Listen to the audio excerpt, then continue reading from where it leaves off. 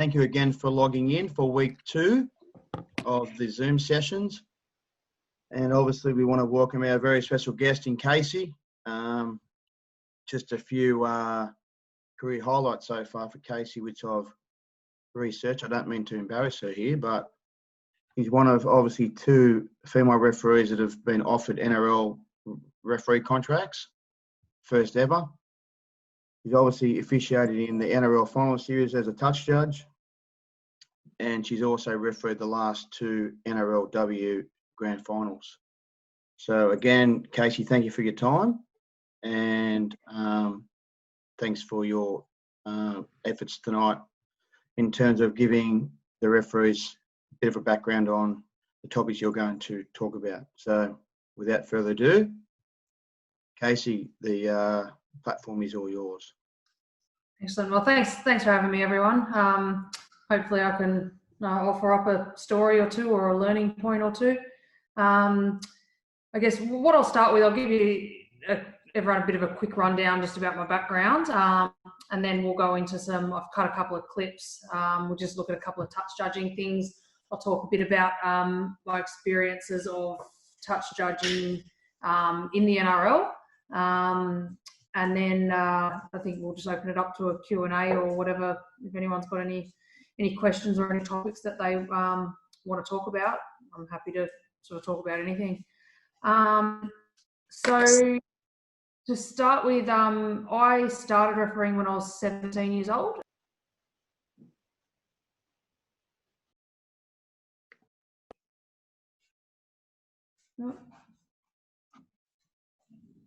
Robbie, can you give me a thumbs up if you can hear me? Because it just says that I was muted. Yeah, all good. Yep, got you. Yeah. All right. Thought you were sick of me already. No. So yeah, I started refereeing when I was 17 in the Parramatta district after playing for most of my life.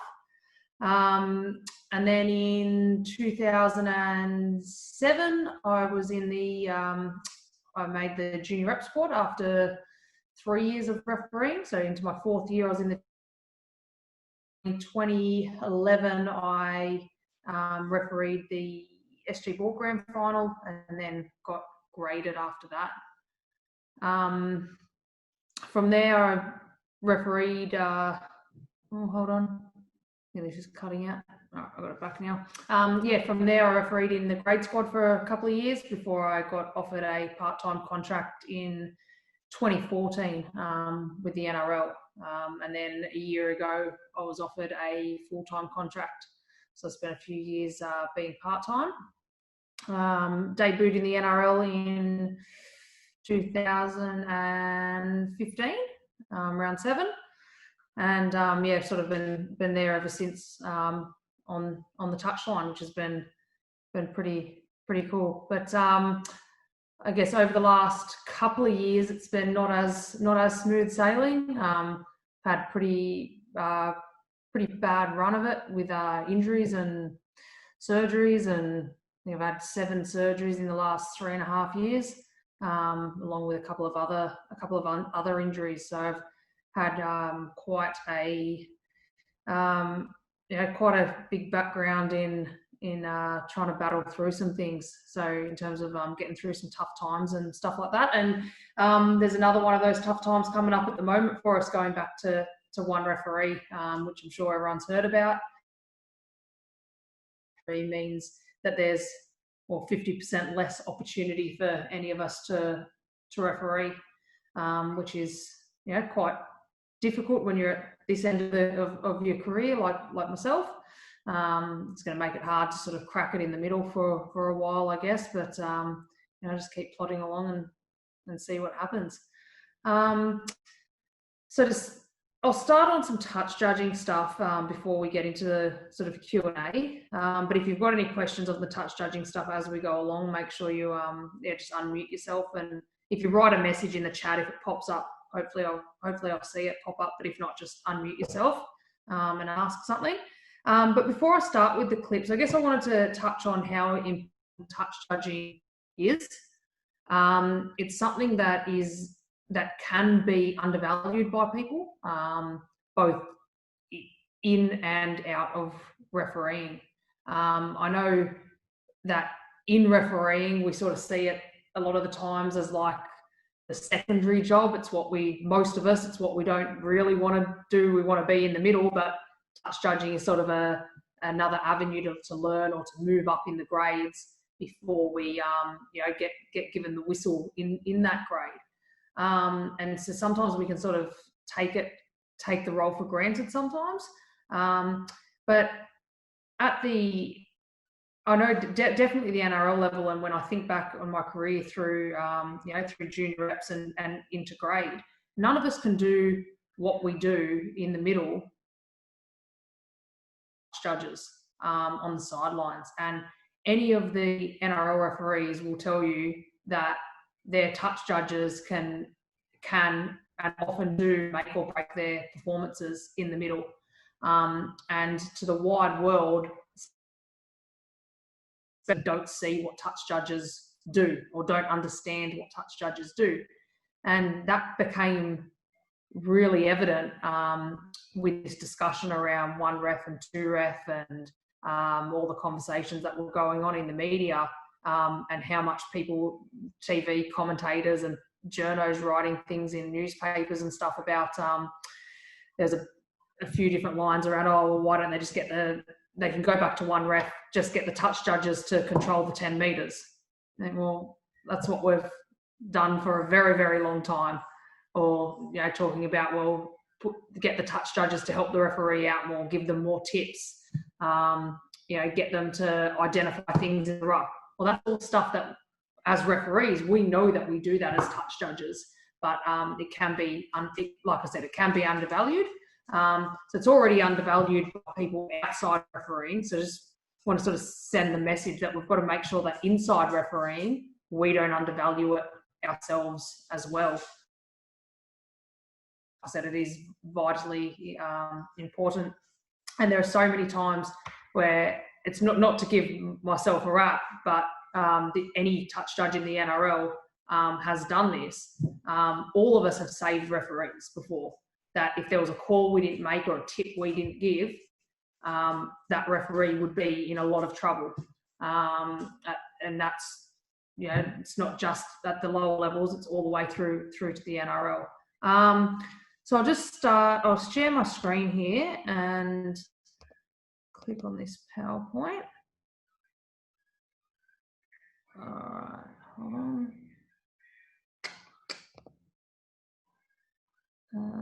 Slideshow.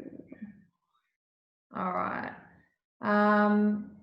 Jared, Todd, can you just give me a thumbs up if you can see that? Awesome. All right. So just play this first clip for us. Okay, Max, let go. Okay, Max, settle down. Stay here now. Don't go early. There. Milking. Don't hold him. Go, 1. Hold Chambers out there, Wiz. Who? Chambers. Okay. Jared, again, can you stick your thumb up if you could hear the comms on that as well? Sort of. All right.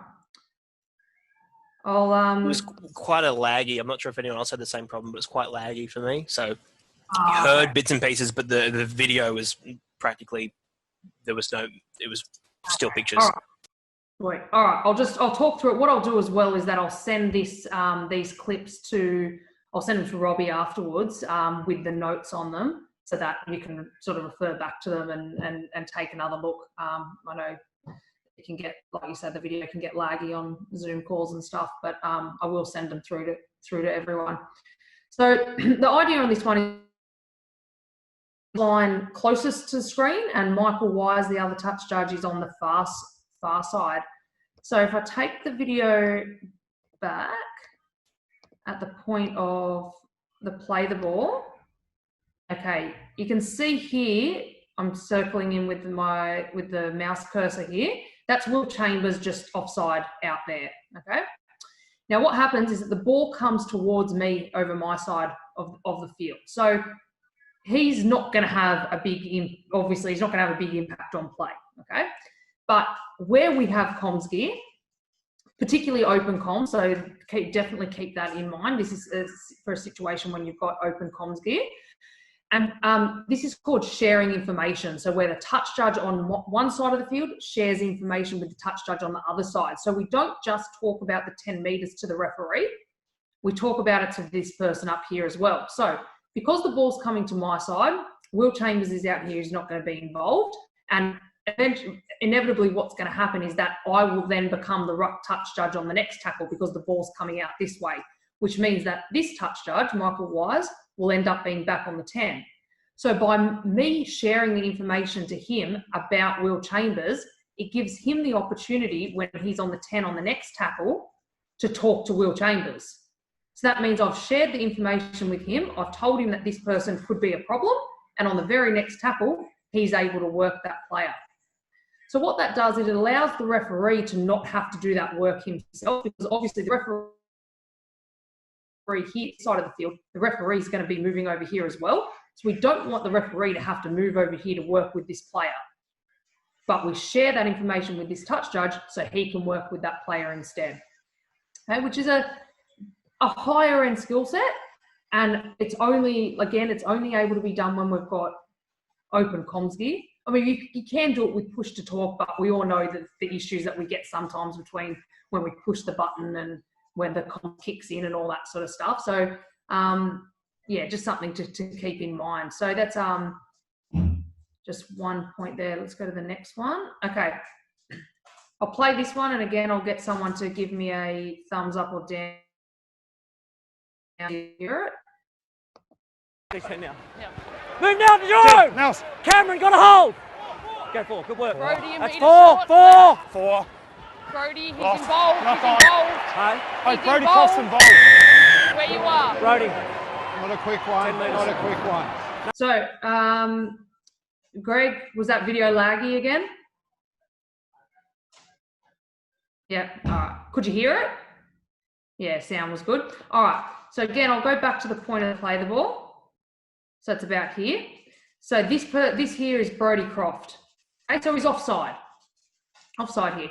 Now, this is what we call, you can see the title up the top there, of in the moment comms. So when we're touch judging, we have two different types of comms that we give. One is called in the moment, and one is called post-tackle ID. Okay? So in the moment is when a player is 1 metre or more offside and they have some sort of line speed, like they're moving up. They're not just standing still doing nothing. So we call it in the moment, which means that when the ball's played, we, in the moment, need to deliver that comms to the referee so that the referee can act on it or potentially act on it, just depending on how play unfolds. So in this scenario, I identify that Brodie Croft here is offside. But then it's just a bit of a low ID. So we just sort of say his name or say Brodie Croft 1 metre, for example. Because we want to see what happens. Because if the dummy half just passes to this bloke who takes a straight hit up, he's probably not going to be involved. I don't have to follow up with anything else. But the way play unfolds, the ball comes out here. Brodie Croft then has line speed, so he's running up out of the line, and he's the first defender into the tackle. And then the ball carrier loses the ball. So obviously we're going to need a penalty there because he's offside and he's involved. So then we give the involved call. So I guess the first bit of that is just identifying that we have to give that comms in the moment. So I say it as the ball is happening. If he takes the hit up, the fact that he plays out here and then gets involved, that's when I then follow up with it. Then at the end of it, once the referee does blow the whistle, does blow the penalty, is I say something like, I think my words were, where you are. That's a tip to the referee that the penalty mark is where he is.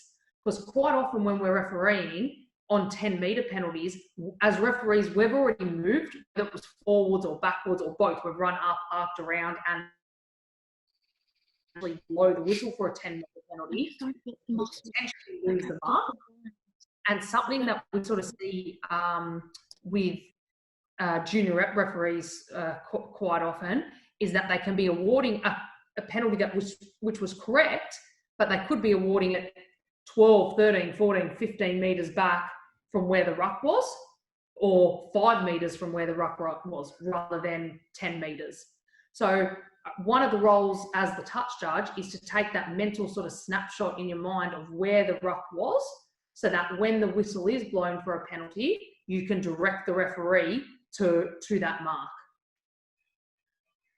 All right, let's go to the next one. All right, so this is holding comms. So I'll play it again. I'm going to guess that it's going to lag again, but we'll play it anyway. Just have a listen. Hold! Yeah, Cowboys! Release! Hold! Tom, come on! Michael! Hold this left side, Dave. Okay. Okay, roll clear, that's All 3. the way in, Jordan! Hold. Hold! Go 3. Okay, yours on 3, Thank you, mate. mate. Much better, Dave. All the way in, Jordan! Okay.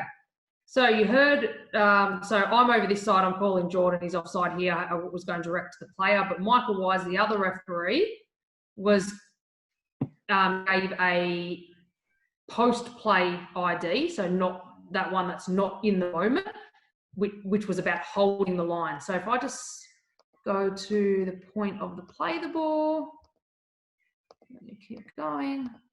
Okay, so it's about there. You can see these two players just to the left of the referee are offside, okay? Now, if they jam up with a lot of line speed, then down this end of the field is a good place for us to award a penalty, because it's sort of, it's a lot of bang for our buck. Like, it's a big, it gets this team out of trouble because they can kick for touch and potentially move quite a ways downfield. What happens though is that because the play just comes straight here and the markers make the tackle, they have no impact on play whatsoever. So he holds that information instead of giving it straight away, and gives it to the referee later on. So after the referee talks to the defenders in the next tackle, he says to Dave, hold your left edge. So David knows that on the next tackle to talk to these people here and be really mindful of trying to pull them back and hold them. So the tip there is one, about holding them because they've gone early as opposed to they pulled up short. So it's being specific with our comms so that the referee knows the difference between, are these players offside, they're not getting back to me, or have they come back to me but they've gone early? It just helps paint the picture for the referee. And it's good timing of when to give the referee those comms, because there's no use yelling it at the referee in that moment because the markers make the tackle straight here anyway. So there's no need, we don't need to overload the referee with information, and we don't need to spook them into potentially blowing a penalty there. Go to the next one. Okay, so if we look down here, this player who I'm circling with the mouse with the orange or reddish boots, that's Justin Olam. Now in Melbourne's team, he is a special. Every time you're on the goal line, he will be offside. You've got to go direct to him. So when we say up the top here, the label of the clip is direct to offside players, that's where we as touch judges speak directly to the player. We don't have to say to the referee, so-and-so is offside. Now, when we're in, particularly in district football and in junior reps, if we're on a push-to-talk system, it's actually really helpful because everything that we yell out to the player, the referee doesn't have to hear in their ear. So a really good role for you as the touch judge is to go direct to players. So the ones that we generally go direct to are the winger and the centre, and then potentially, depending how close or how far away this person is, it'll generally be the halfback or the 5'8", generally stands in that position. We wouldn't go any further than that because otherwise we're just screaming for no reason. They're probably not going to hear us. But we'll just take a listen to this clip. Whoa! Go to Justin! Justin! Keep going. Yeah, thanks, Let go mate. now, Dale! Get on the Let's go, line, Dale, Justin! Hold. Hold. Go 3. It's good. Outside. Let Keep going. Yeah, thanks, go mate. now, Dale! Okay, and then he puts his hand up. So firstly, I'll go direct to him at the time, because if the ball was shifted out here, he was quite a long way offside. He ends up being about 3 metres offside by the time the ball clears the ruck.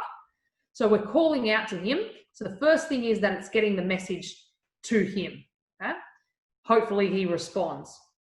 The second thing is that if you are on open mic, like in this case, the referee might hear it, like Henry here does, and call out to that player.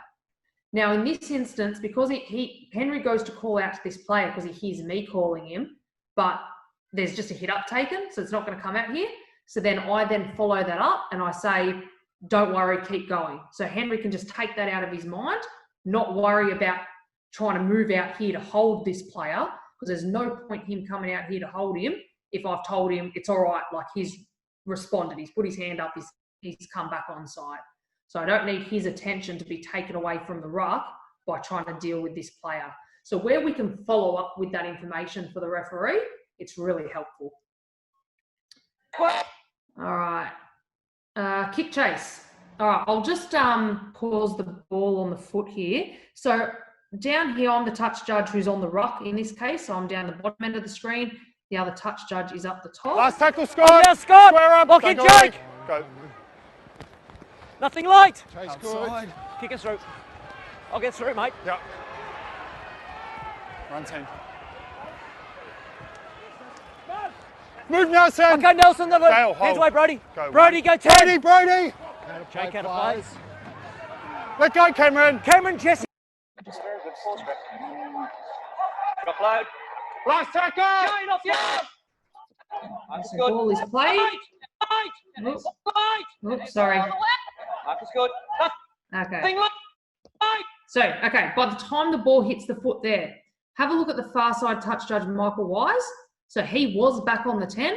When the ball is played, he has that urgency to get up and now get pretty close to being in line with this kicker.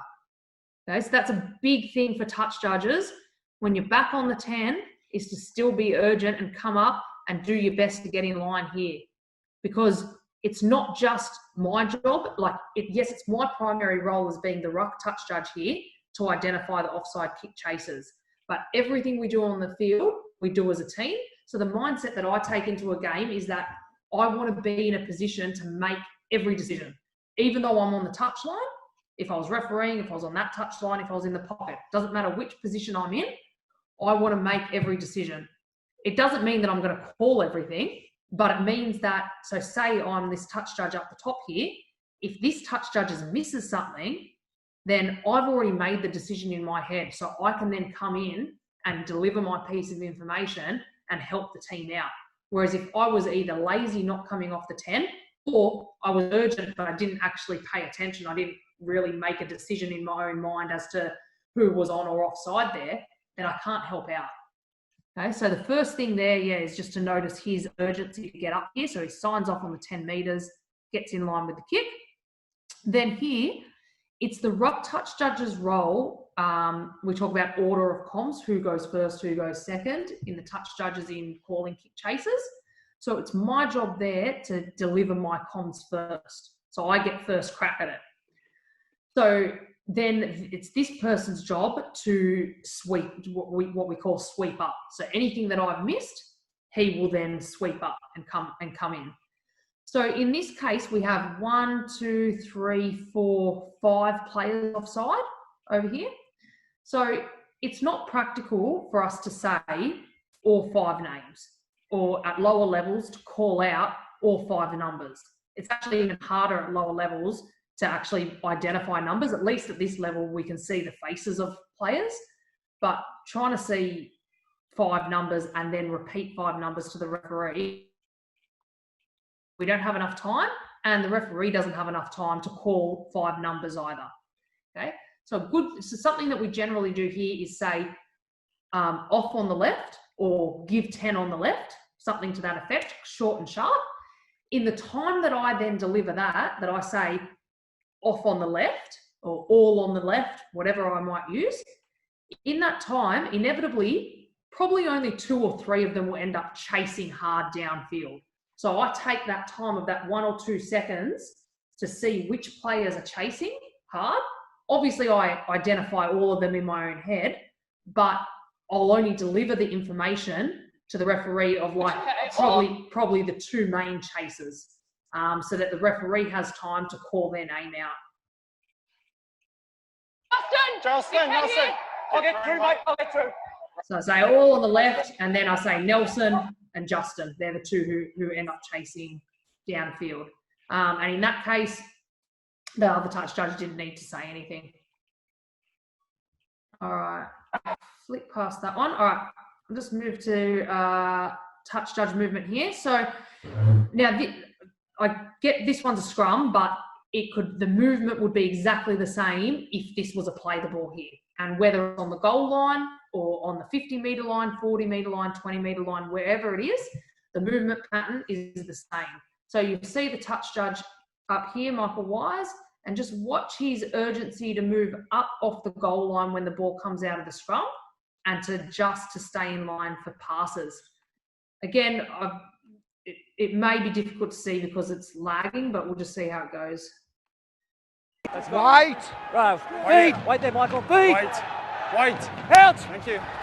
And yours. Outside. Move, Josh! Okay, so he moves up from, I'll just move them as still pitches now. I'll just pause it. So the ball comes out of the scrum. Okay, the ball's in the hands there now. Okay, now what he doesn't want to do is overshoot his run either. Okay, so a trap some people can fall into, again, we see this a lot at sort of a junior reps level and into grade as well, is that press and go, all right, I'm going to move as fast as I can and get up off the line, which is great. I would rather that than someone being lazy and just not moving up off the 10 metres. But the downside to that is what people tend to do is they overrun, they overshoot their run. So when he passes the ball to this first receiver here, if the touch judge runs too fast and too far, they end up being here beyond or at the 20-metre line. Meanwhile, this player here starts running up and the first receiver is going to pass, or could potentially pass it to him, and we end up behind play. So where that could be a forward pass that we have to judge on, we end up actually being behind it.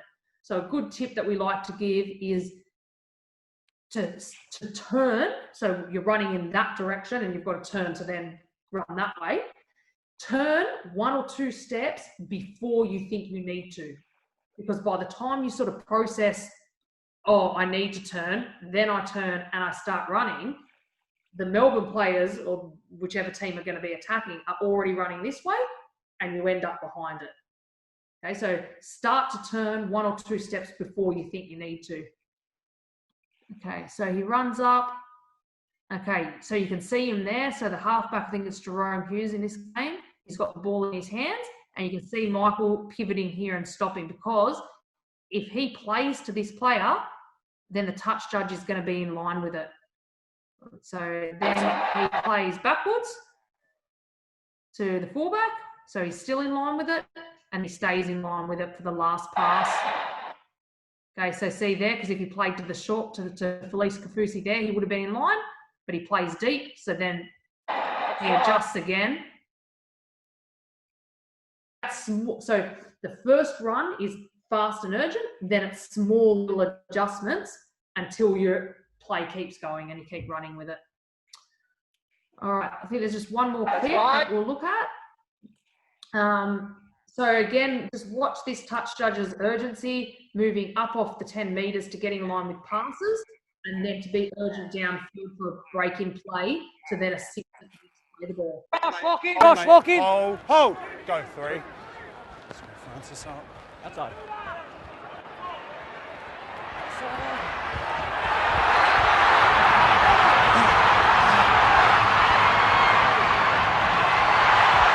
Let go!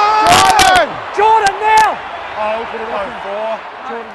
10 is good. Okay, so same thing. He came up off the 10 metres, adjusted for some passes so that he didn't overshoot it, then had a lot of urgency to get downfield to then help in here at this ruck.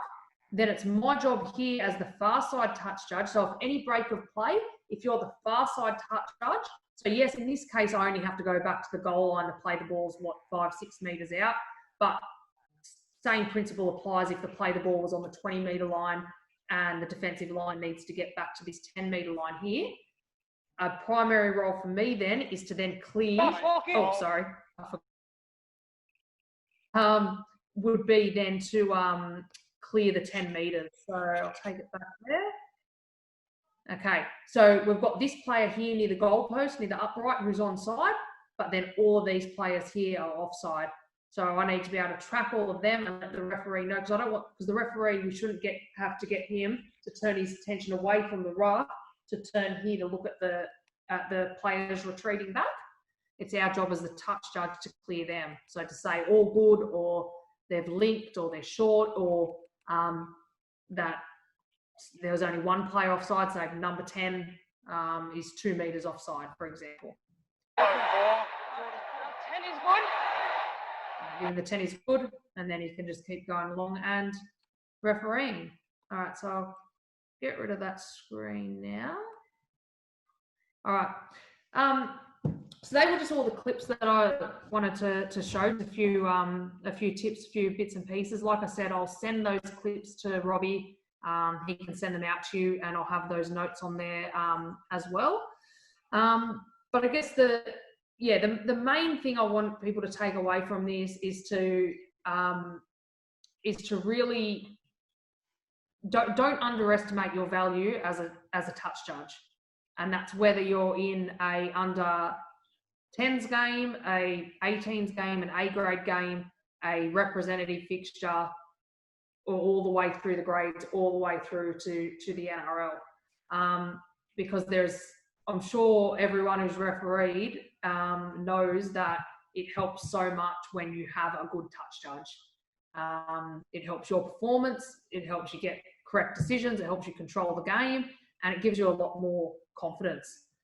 So make sure you don't underestimate that, because when you're refereeing, you want your touch judges to be putting a lot of effort into it for your games as well. All right, Robbie, is there anything else you wanted me to touch on in particular, or did you want to open up for questions? Or I think that was all I really wanted to touch on with touch judging. But like you mentioned, all the comms in relation to touch judging is all about timing. When you say certain things to have the effect on the players you want to talk to and the referees and other touch judge. So like you mentioned, it's all about the timing of your inputs throughout the game, which is going to have the best impact. Yeah, that's a big part of touch judging. It's not it's like that old thing. It's not what you say, it's how you say it. Yeah. So because when you're touch judging, you've got to be the eyes for the referee for things that he or she can't practically see, because it's behind them or to the side of them or whatever it might be. So our timing of when we say things is really important. Like I said, whether it's in the moment, whether it's afterwards. We also try and avoid delivering information, what we call on contact. So when a tackle is being made, so prior to the referee call, like giving their vocab to the ruck, we try not to give it on contact or while the referee is speaking to the ruck, because a lot of the times it can get lost. So first of all, as a referee, I'm already making a decision because I'm ruling on that ruck, plus then I'm yelling at the ruck.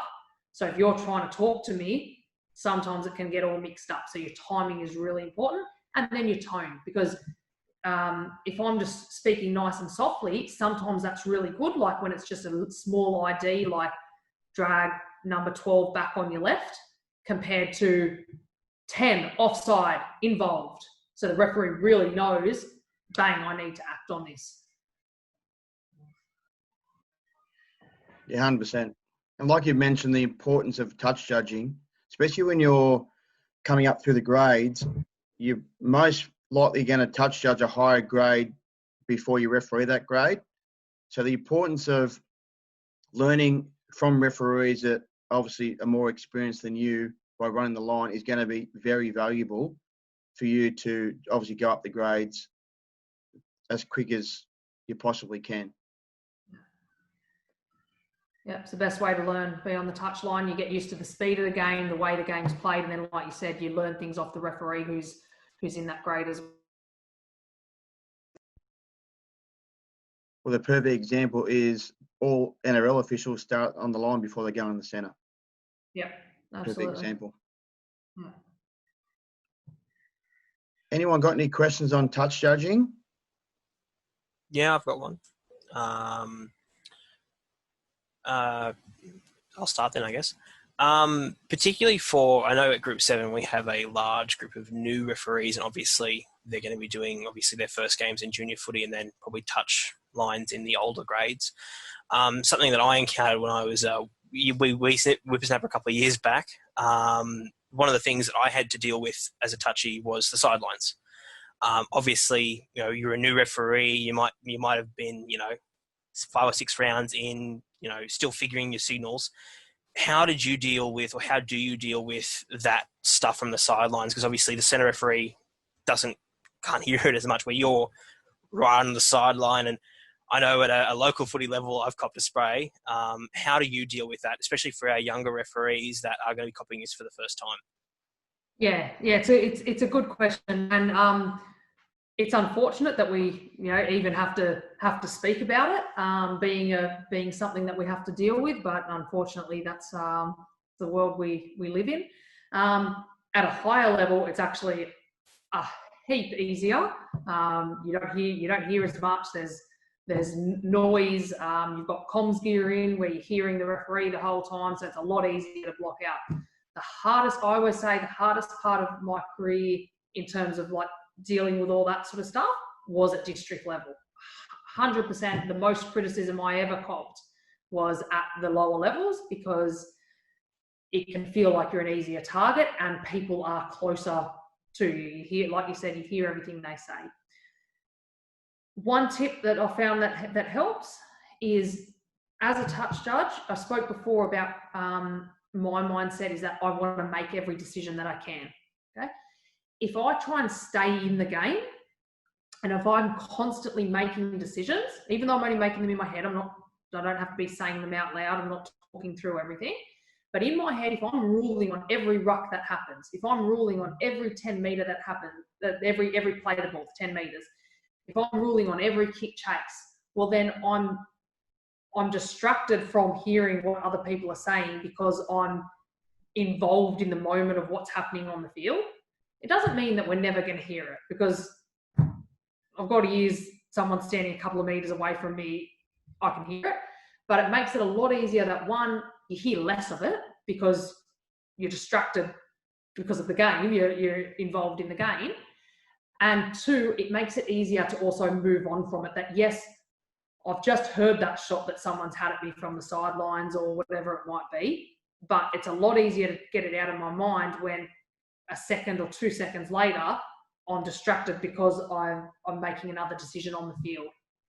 So it's one tip that I'd give is just to continue to make decisions. The more decisions that you make and the more involved you are in the game, the easier it is to try and avoid or try to, take yourself away from those sorts of things.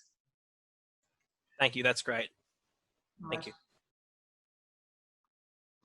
Anybody else got any questions on touch judging? Yeah, I got a question, Kasey, just about dealing with pressure. So if there's a try in the corner, and how would you deal with the pressure with the players coming up to you, trying to have their say in what they think, and then you're trying to talk to the referee about what you saw and trying to make a decision to go up to the video ref? Yeah. Sometimes it just depends who the player is and how they come at you. But it's it's a funny sort of thing, because sometimes the world is just on you, because you've got, especially near the corner there, because there's always a camera right behind the dead ball line in the corner. Plus there's the cameraman with the backpack cam right there. And then inevitably you also have a team trainer there as well, because they're always yelling at their own defensive line and stuff like that. And then you've got that convergence of all the players. So you're like, oh crap, everyone's just looking at me. The way I deal with it is that I just try and narrow my focus to the referee, because I've got to talk to the referee first. I can't be looking to someone else whilst delivering information to the referee. So a real simple trick is, if I can just make eye contact with the referee, so my head turns to they're all yelling at me, I've just got to get my message to him. If I start engaging with those players, then I'll look like an idiot because the cameras are on me and I'm trying to talk to players. So engage with the referee, give them your direct message. It makes it a lot easier when we've got clear comms gear, because at least as much as the crowd goes up, Melbourne's really bad, New Zealand's really bad. Depending on the crowd, like at Suncorp, it could just get really loud as well. So sometimes it's difficult and we've got to actually move closer to each other. But if I can just lock eyes with the referee, it just makes it a lot easier to deliver that information. And then, like I said, again, I know I'm repeating myself, but I'm someone who likes to make decisions. So because I'm always making that decision, even though players are coming at me or you feel like there's that pressure on you to make a decision and to get your words right, because if you mumble up your words and it gets on TV, you look like an idiot. Because I've already made the decision in my head, it makes it a lot easier for me to clearly speak to the referee. All right, sweet. Thank you. Anybody else got any questions on touch judging? Any of the girls got any questions? Don't be shy now.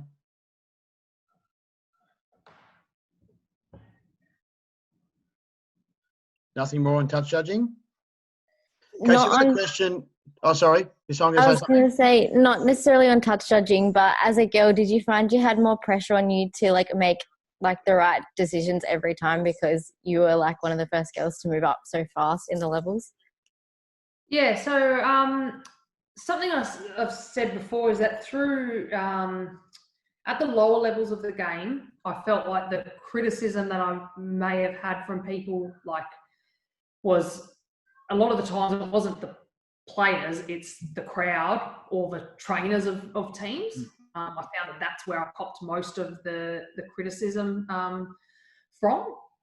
And I think the reason why that happens, or potentially one of the reasons, is that people like to attack referees. It's not right, okay? But they like to tell us we're wrong and tell us we're idiots and all the rest of it.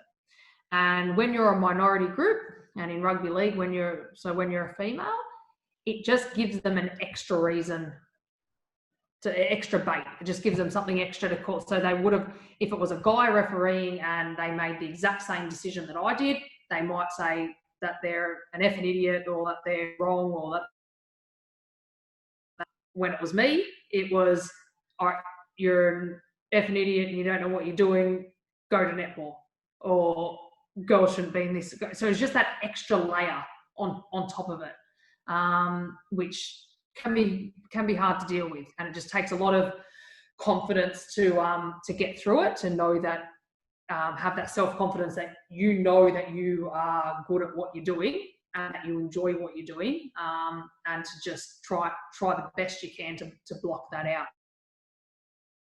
As I move to the higher levels, so when Belinda Sharp and I both got part-time contracts at the same time, and when we sort of moved into NRL at the same time on the touchline, something that I've said is that I knew at that stage that I needed Belinda to be good in order for me to succeed, and I think she needed me to be good in order for her to succeed. Because say I went out and I stuffed up an NRL game, or at training when we first in the squad, we weren't good enough and we were off the pace and we couldn't keep up and whatever. That wouldn't be a reflection on just me. It wouldn't just be, oh, Kasey Badger wasn't good enough. She wasn't a good enough referee, or she wasn't a good enough touch judge, or she wasn't. Females aren't good enough. Girls aren't good enough to be here. Whereas there were 20 other guys in the squad. So if one of them weren't good enough, it wouldn't be, oh, men aren't good enough. It would just be, oh, that person wasn't good enough to make it. So there was that pressure there to go, well, I know that I made sure that I did everything I possibly could, not only for myself, but for her as well, and then for anyone else who might come after us. Because, yeah, I sort of felt like, yeah, if we stuff this up, geez, it's taken 108 years for one of us to get here. How long is it going to take if we stuff it up for anyone else to come through. So I don't know if I answered your question or waffled on a bit, but hopefully that helps. No, thank you. That was great.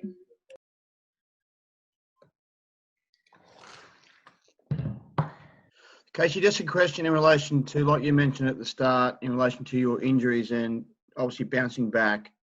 I'm sure there was times through that period where you probably thought, you know, do I keep going? Is the motivation still there? What actually drove you to keep going? Was it mentors, or maybe Gavin helped along the way, or was it other people, or was it just within, or what made you just go, you know what, nothing's going to defeat me out until I get to the place I want to get to? Yeah, a couple of things. Most of all is just I feel like it was just my own internal drive to get there. Like I said, I've had 7 surgeries in the last 3.5 years, so it's just been setback after setback after setback, and so did have a stage where I felt like this is just never going to happen. I'm never going to get there, and I still, and now with what's transpired over the last couple of weeks, I still have those feelings now. I sit here right now going, am I ever going to referee first grade? But it's just this internal thing. It's like I'm full of myself, but if I didn't honestly believe that I was good enough, I wouldn't still keep going. I wouldn't have gone through what I've gone through in the last 3 to 4 years if I didn't honestly believe that I had the capability to referee first grade. Well, not the only reason, but a big reason why I have that strong belief that I'm good enough to eventually get there is because I know that I've done all the hard work. I haven't dogged it on the training paddock. I haven't not done all my rehab work, which has led to my injuries or led to me not coming back well from my surgeries. I've done all the theory work. I watch all my videotapes. I do everything that we're meant to do and more. And because I know that I have done all of that hard work, then it gives me the self-confidence to know that I'm good enough. Had I not done any of that, had I just been someone and these are our training sessions, whether it's at the NRL level or down, lower levels as well. If I'd just done what the bare minimum was of what was expected of me, then maybe through all those injuries, maybe now I'd be sitting here with self-doubt and go, oh, maybe I'm not good enough, or maybe it's just past me. Maybe I potentially could have been good enough, but it's all too hard. But because I know I always put in that extra effort and I always did more than what on paper you're meant to do, I think that's what's given me that confidence to know that I'm good enough. And then the second thing of that is having a strong support network around me. So obviously I've got Gavin, who's it's pretty fantastic. That's why I decided to marry him. But I've got him around to support me. But I've got a good group of friends, both in and outside of football. So I've got a group of probably 3 or 4 of the guys in the full-time squad who I'm very, very close with. And we lean on each other quite a lot in the last, couple of weeks with all this stuff that's been happening. We've lent on each other a lot for support to really talk about how we're feeling, about how we're trying to get through things. So if I didn't have them, it would be really difficult. And then I've got a group of 3 or 4 of my friends from we went to school together, and we've been friends for since we were 4 or 5 years old. And if I didn't have those friends away from football who 100% support me in what I do, but also not everything with them is about football. So I then got to talk to them about their lives and the hard things that they're going through at the moment, or stuff that their kids are going through, or whatever it is. So having I think it's really important to have a strong support network, whether it's friends, family, relatives, co-workers. It's important, and I think it's important to have them both in football and out of football, because you're going to need some people who understand the football landscape to bounce things off of, but you also need people outside of football to give you that perspective of going, not everything's about football. There are other problems away from football as well. So it's probably having a balance between a support network and a self-satisfaction that you've done all you can to actually get to where you want to get to. Yeah, absolutely. Anybody else got any questions or comments or anything else you want to raise? Yeah, I got another question, Kasey, just on like post-match after your games. Like, do you sit down with the both referees and your other touch judge after game and do like a post-match session on and review the game, or do you just do that with your match day coach individually? Yep. Okay. So it'll depend on whether we've got a Sydney-based game or a travel game, an away game. So if we're in Sydney, so say I had a game this weekend I'm at Bankwest. So I'm there on Saturday night. We'll all go home to our houses. Sunday I'll watch my tape by myself. First of all, straight after the game, within 10, 20 minutes after the game, we've got an app on our phones that's called Game Plan. And during the game, the bunker will cut clips of decisions while the game is going. So there'll be a person in the bunker and they'll say, cut that as the game's going. Like, so say there was a drop ball that we called backwards or we called it a knock on, whatever it is, and it's sort of like a tight one, they'll say, cut that. So during the game, it gets cut and it gets uploaded to this app. Then every penalty that we blow, and then all different decisions that happen during a game, they get uploaded to this app. So within 20 minutes of our game finishing, we've got them on our phones. So after we know from a decision-making point of view, what did we get right, what did we get wrong. So so when I go home to watch my tape, I don't need to fast forward back and slow and pause things and go, oh, was that a knock back or knock on, or was that a strip or a lost ball or whatever. That decision's already been made for me. The bunker's got 1,000 camera angles. They're going to have a better view of it than what we will. So I don't have to waste my time on that. I then sit down on Sunday, watch my tape and then I cut my own clips. So it might be some positional things. It might be communication-based stuff. It might be questions that I've got, whatever it might be. So I'll cut a list of clips. At the same time, the referee and the touch judge, they'll do that. And our post-game coach, like our evaluator, debrief person, whatever you want to call them, they'll be doing their evaluation and cutting their clips at the same time. We'll then all send through our clips. So our clips are effectively like our notes, because on the clip you'll have your comment on what the clip is about. Then we come in on a Monday and we sit down together and we go through those clips. So I go, oh, look, on this kick chase, I missed this person here, and I think it's because I wasn't urgent enough off the 10 metres to get in line with the kicker, for example. It might be, oh, I called this a knock on and it was a strip. I was blocked by this player. You can see on the camera, I was blocked by this player. I didn't have a good angle of it, whatever it might be. So we talk through all of them, and then the evaluator, the post-game coach, then goes through his clips of what he's cut for each of us. And that goes into our evaluation. When we're on an away trip, so a lot of the times when we're in like town or New Zealand, so especially those trips, which are 2 nights, 3-day trips, a lot of the times we'll sit down together, and after the game, we'll go back to one of our hotel rooms and we'll watch the game together and then just cut all of our clips together. And a lot of the times we've found that can be the best way to do it, because we're actually talking through things as a group as it's happening, rather than me just sitting by myself at home and doing it myself. We sort of find that some of our best coaching and our best learning comes from something that, people at any level can do that. It doesn't mean you don't necessarily have to have a tape of your game. It can be after your game, you sit down with each other, or it could be the next day or that night. You could go out for dinner with a couple of mates you ran each other's touchline and refereed together or whatever, and chat about the game. And yeah, so you see, that's the process. And like I said, we've found the best learning comes from when we actually do it collaboratively. Thank you. Iris.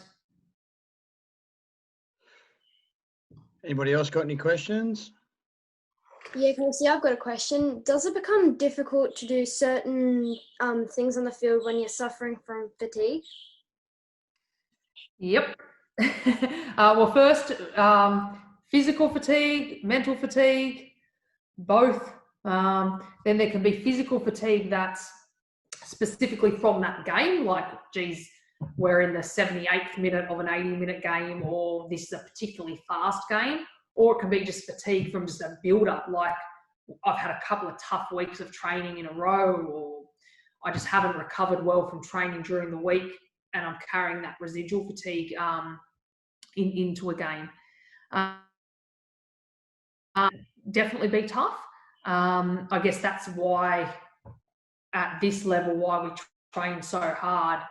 We always say that training sessions are much harder than anything we'll do in a game. From a physical point of view, it's very hard to replicate the mental load during a game, but from a physical point of view, our training sessions are much harder than what we're faced with during a game, and that's the purpose of having those hard training sessions, so that you know that when you're in a game, you're sort of not going to hit that wall that you do during training sometimes. But that's where having that mental strength to stay switched on is really important, because it's one thing to be physically tired on the field, but I'm not saying this is right, but there are physical shortcuts you can take on the field. I'm really tired this set of 6. I'm not going to move up as far off the 10 metres before I start to arc back or whatever. Or, geez, this kick chase, I'm just not going to push as hard, whatever it might be. And it gives you that 1 minute to just recover. You can't take 1 minute away from of the mental load during a game, though. You can't just switch off and go, you know what, for a minute, I'm not going to make a decision, because then the game falls apart. So having the ability to be mentally strong to continue to make decisions is the harder part of it, especially when you're being distracted because of physical things. So if I go back to some of the injuries that I've had, there was a season 2 years ago where I ran with a really, really bad ankle. I had surgery a couple of days after the grand final that year, and there's a section of my ankle that was basically like bone on bone, and it was super, super painful. So trying to run and get through a game while being physically fatigued, whilst trying to stay switched on, was a real challenge. Again, I know I'm repeating myself, but going back to what I said earlier on, I found that the best way to do that and to get through the physical fatigue as well is just continue to make decisions. If you can stay in the game and always be making decisions, it can help distract you from pain or being physically tired, physically fatigued. Thank you. Nice. Anybody else?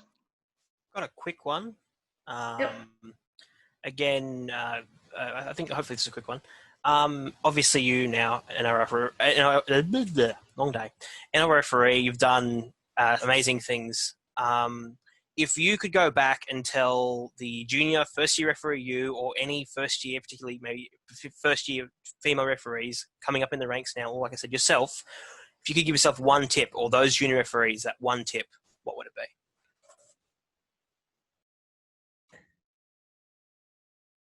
be? I might give 2.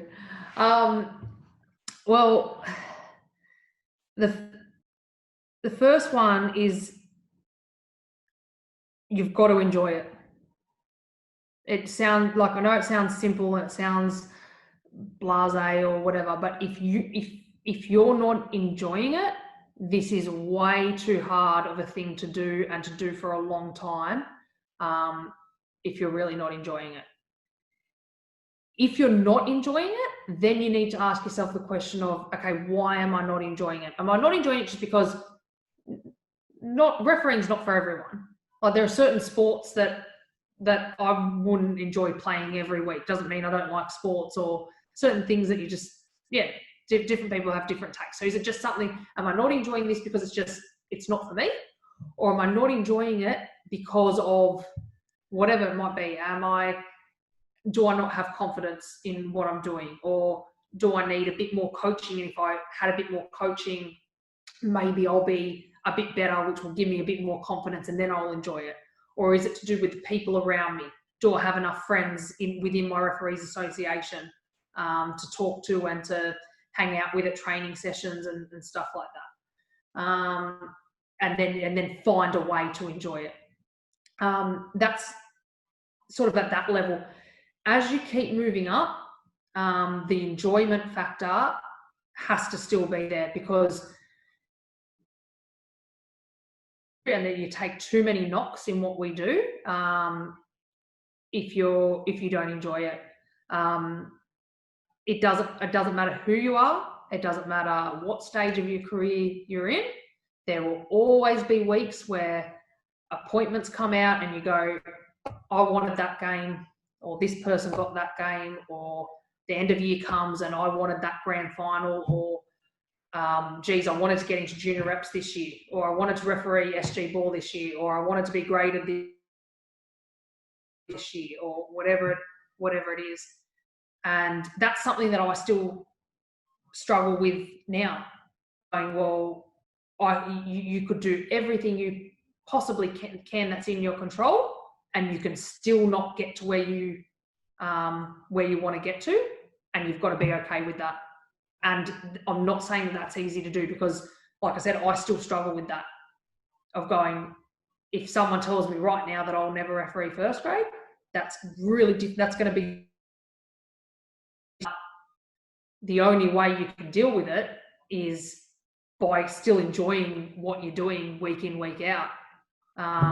So yeah, that's the best thing you can do, is to enjoy it. And if you enjoy it because you enjoy the weekend, or if you enjoy it because you enjoy the training sessions with your mates, or the challenge of refereeing, whatever it is, find whatever it is in refereeing that you enjoy, and make sure you remember that, because all the hard times that come, you're going to need to remember the good times. Thank you. I think it's awesome. Awesome, especially for our junior refs, like, sticking to it and enjoying what you do. Like you said, of sticking to it. My first year of refereeing, I didn't hate it at all. But I can't say that I loved it. I just sort of did it, and I was like, oh yeah, like, that's all right. And so I could have very easily walked away. And then I'll look at what I've got in my life now and go, if it wasn't for refereeing, I wouldn't have anything that's in my life right now. So yeah, if there are times where you're not enjoying it, try and find a way to enjoy it. And then if you still don't enjoy it later, sweet, give it away. Like I said, it's not for everyone. But yeah, stick with it and try and find something that is enjoyable in it. No, I think you're bang on. I know for a couple of the ladies and gents in the call, we've kicked each other's asses at training to kind of keep trying harder. I'm looking at a couple of smiles, and they know who I'm talking about. Even you, Greg, kicking us, making sure we don't be too silly in training so no one gets hurt for the weekend. So I know what you're talking about, those training sessions where it's like we're running in the rain, there's sea mist coming up from Kiama, it's cold, but we're still having a laugh, and we're still yelling probably at Ryan, sorry if you're there, Ryan, saying, why are you making us do this? But then come Saturday, Sunday, it's all worthwhile. So I think that's awesome feedback, particularly for the guys who will catch us on YouTube later on. I think that's really important. Find something to enjoy. So thank you. No worries.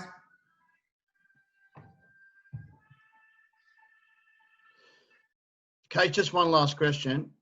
How did you deal with the challenge of coming up through the ranks, obviously in a male-dominated sport and obviously a male-dominated area, obviously with refereeing? Did you compare yourself to males as such, or were you just worried about yourself in terms of getting from A to B to C to obviously where you are now? Yeah. I did compare myself to males from a physical point of view, because well, at that stage, they wouldn't push their way through, right? Through to the top grade. So my mindset was obviously, I just went, well, I've got to be as physically able as any of the guys are. So from that point of view, I went, well, I've got to compare myself physically to that. It doesn't mean that from a low level that you have to, or that, like, it doesn't matter what I did. If I could train 3 times a day and Gavin could stop training from now on and never train ever again, and he's still going to be fitter than me because he's just a freak fitness-wise, all right? And he trains really hard as well, but he's also just freakishly fit, okay? So there's going to be certain people that it doesn't matter who you are, you're not going to be as good as, okay? But there's a certain baseline at each level of the game, whether it's district football, junior reps, grade, NRL, there's a base acceptable, okay? So I always looked at it, and I always looked ahead of where I was.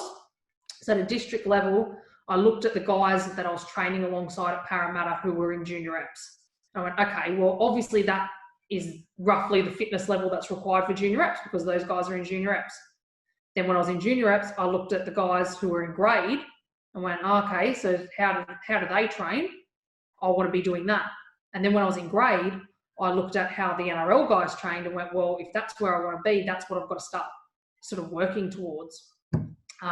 And I remember when I was in junior reps, actually getting hold of the NRL guys' training sessions, of what their week schedule looked like and how many training sessions they would do, what mix of training sessions they would do, and started modelling my training on that. And I think that worked in 2 different ways for me. One positive was that I got pretty fit and pretty hard, which got me to that level. But then the drawback of that is that I probably trained too hard too early in my career, which potentially has led to the injuries that I've had. I guess there's got to be a healthy level of comparison, of comparing yourself fitness-wise, but not just going over the top with it. But from a refereeing point of view, you don't need to compare yourself to that. You just compare to anyone you compare to anyone who's at your level, but people progress at different rates. There are people who go bang, bang, bang, bang, bang real quick. Then there's people who move through levels really, really. People that take a long, long, long time to get to a certain level. And then when they get there, they just skyrocket and can continue to progress. So that's where it's hard to compare yourself ability-wise to people, because just everyone's different in when they pick up on things and always come around. So sometimes people progress quick because a certain person got injured, so they got moved up to that game and they did well in that game, and then their career flourished. And then someone else had a setback because they got injured and they plateaued for a long time before they got their next opportunity. So it's really hard to compare your success to other people. Sorry, I know it's a bit of mixed messages there, but I think there's certain things that you can look at to compare yourself, to sort of know how you're tracking. But comparing yourself isn't the be all and end all. You compare yourself for that challenge or to sort of know roughly where you're at, but it doesn't mean everything. I think sometimes being patient is a key to success. I think some referees think that because they're in the moment or they're in a grade, they're just going to end up refereeing higher grades just because they can. I think being patient is key, especially those young referees coming up the grades. It's learning as much as you can, and then obviously your ability will just take you as far as it can. Yeah, that's it. Has anybody else got any questions? I'm just mindful of time. Do you do any drills that practice decision making under fatigue? Yeah, so there's a bunch of different things that you can do. There's a heap of different apps that you can download on your phones and iPads and stuff like that. And if you Google any sort of brain training activities, things like that, any of those sorts of games you can incorporate into your training, whether you're running, whether you're in the gym, you're on a stationary bike, on a rower, whatever it is. You can also use like a deck of playing cards. So say you're with someone else, you've got a deck of playing cards, or you be by yourself and you pick out, it can be as simple as picking out 3 cards and I've got to remember that sequence of numbers. And then I go and do my effort on whatever it might be. I might be on the rower in the gym and I've got a minute effort. And then after that, I then need to write those numbers down somewhere, whatever those 3 cards were that I memorized before. Then take another card, do it again. Then take another card, do it again, and see how long you can go while still remembering those sequence of numbers. Could be playing the games on the iPad. Could be putting up footage of a game. Could be one of your own games. It could be a game at any level. It could be an NRL game, and you put it on mute, and you're training and you're watching the game, and you could be talking through the rucks, or you could be just making decisions. So every time a decision happens, it could be Friday night football, whatever it is, and every time a decision happens, you're making that, and the fatigue aspect just comes into whatever type of training you need to be doing at that stage. Like I said, if you're doing a bike session, if you're going for a run around the park, whatever it might be, you could have your laptop there at the park and have a game, go and do whatever set of shuttle runs you're doing, and then play the tape, and there's a decision to be made. You can watch the tape, make the decision. All right, go off, do another bit of running, come back to it. At the same time, someone can be, like I said, using those deck of cards and remembering numbers. There's a whole bunch of things that are actually really quite simple, can sometimes seem simplistic, but really, really, really effective. You can write out, some things that we do is writing out game scenarios. So things like, all right, it's the Storm versus the Raiders. The penalty count at halftime is 4-3 to the Storm. The score line is 8-6 to Canberra. In the 63rd minute, Josh Hodgson gets sin-binned for a professional foul. Whatever, like a whole story, right? So you can write up a whole bunch of different ones. And then when you're training, someone is yelling those things out to you. And then at the end of the session, you've got to remember those things. So they'll then ask you, all right, what minute of the game does Josh Hodgson return from the sin bin? What was the halftime penalty count? What was the full-time score? You know, things like that. So while you're training, you're trying to retain information at the same time. Yeah, so just a couple of ideas there for you. Okay, thank you. No worries. Anybody else before we wrap up? Going once, going twice. 3 times sold. Kasey, just want to thank you for your time tonight. Obviously, with your presentation for touch judging, I'm sure everyone will get a great day out of that. And just obviously, time's precious nowadays. And I just want to thank you again for making the effort to jump online tonight and give the guys a input on your experiences and what you're going through. So thanks again, Case. No problem at all. Like I said, I'll flick you an email tomorrow with a Dropbox link with those clips and the notes. Yeah. Excellent. Thanks heaps for that. No worries. Thanks, Case. Really appreciate it. Good luck on the weekend. All the best for the season, Case. Thank you. Bye-bye. Bye. So, guys, the next session will be the 9th of June. I have a special guest lined up already. I won't spoil the surprise for the majority of people, but I'm sure you'll get a great deal out of it. So the 9th of June is our next one. Just stay tuned on who will be appearing on the screen. So thanks again for logging in tonight. Enjoy your week. Enjoy your schooling or work. whatever you're getting up to. And I'll see you in 2 weeks' time. And thanks again for logging in. Thanks, Rob. See you guys. Have a good night. Cheers. Thank See you you. guys. Thank you. Bye. Thank you.